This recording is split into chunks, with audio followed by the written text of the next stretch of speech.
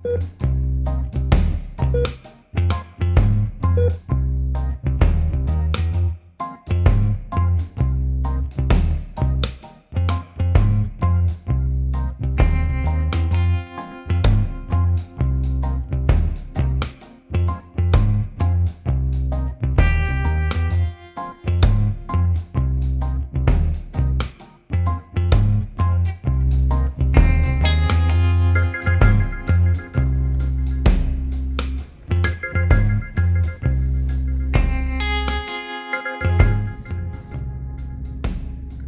you want to be an anesthesiologist.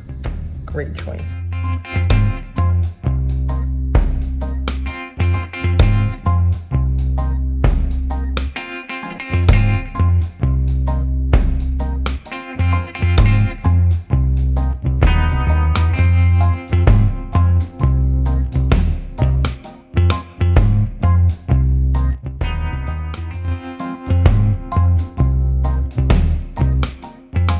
How are you?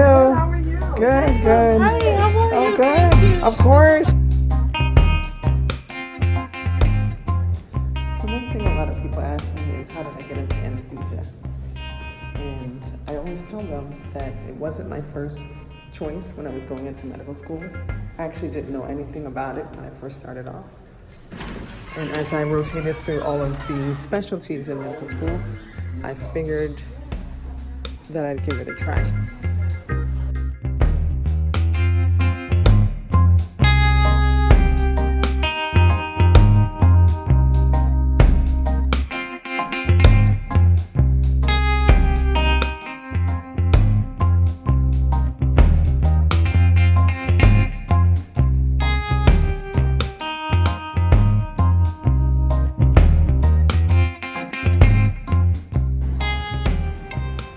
So as a medical student in my third year rotation, my surgery rotation, I was fortunate enough to rotate alongside an attending anesthesiologist, and we worked one-on-one.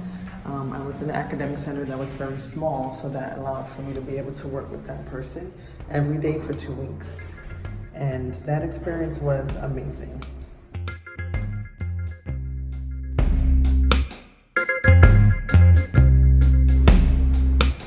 So we were able to do several procedures together, and then after a couple of cases, I really got a good understanding of what anesthesia meant and the types of things they did. I never knew before that they were responsible for so many different things during the procedure. I actually thought they left the room. I didn't think they stayed there the entire time. So that was a good eye-opening experience. So I recommend people do that. Get a good exposure by rotating with someone, working with them closely, and really getting an idea of what they do.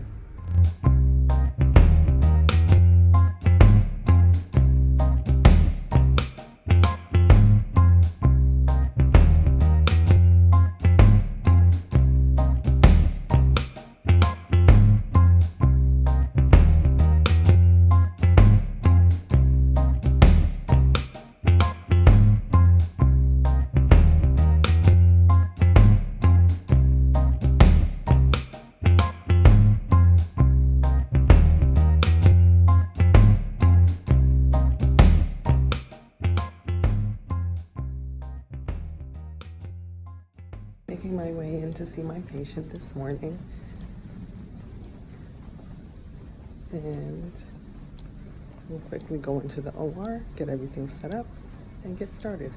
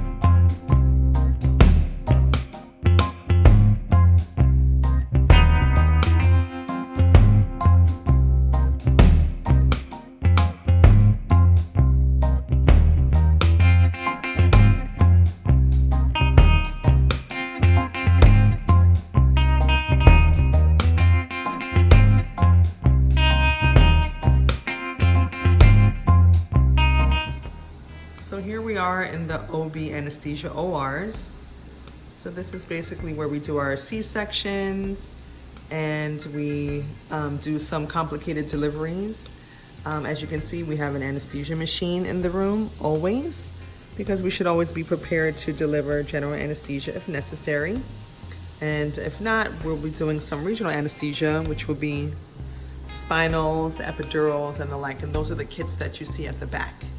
So most of the time people get a spinal or an epidural for their anesthesia, and that's all they need. But for the most part, we need to be prepared for anything else that could happen.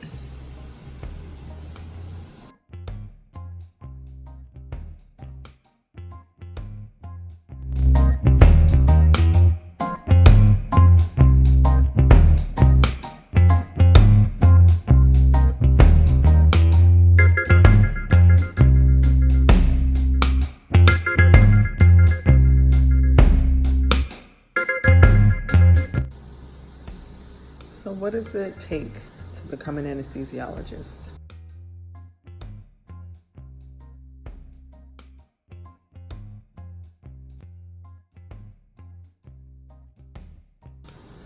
I have to give very big ups to the attending that I worked with when I first started.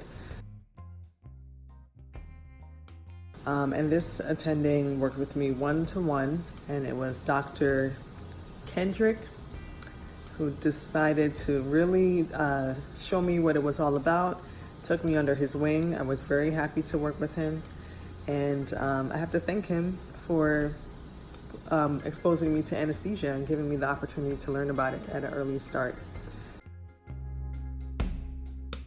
They usually give you an anesthesia opportunity as a part of your surgery rotation. So you're going to be doing a lot of procedures, doing IV access, placing central lines, intubating patients.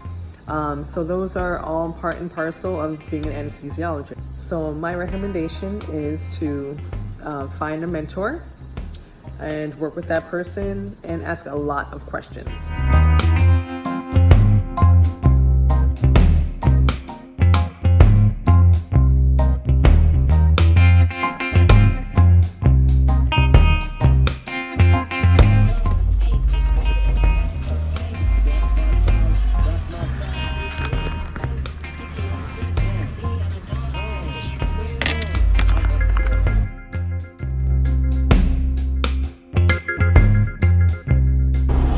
Okay, so we need to finish our summer reading assignments this week.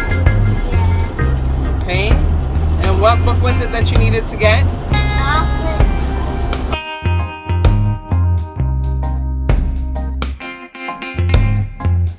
Finish reading them by Friday, and we're going to be done with all of those activities by Sunday. So next week, you'll start a new, fresh week, all done with your summer reading, right? Got to invest some time this week, get it done, and then next week you'll be able to do whatever you want. Micah?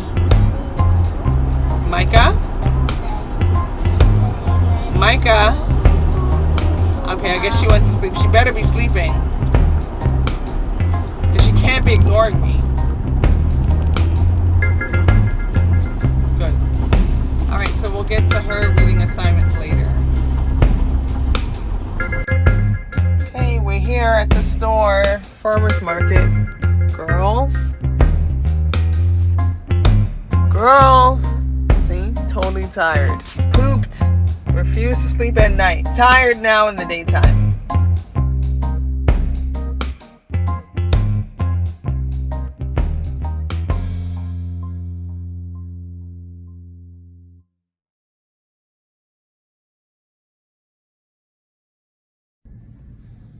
Becoming an anesthesiologist requires 4 years of medical school, 4 years of residency, and then an additional 1 or 2 years if you decide to do a subspecialty in anesthesia.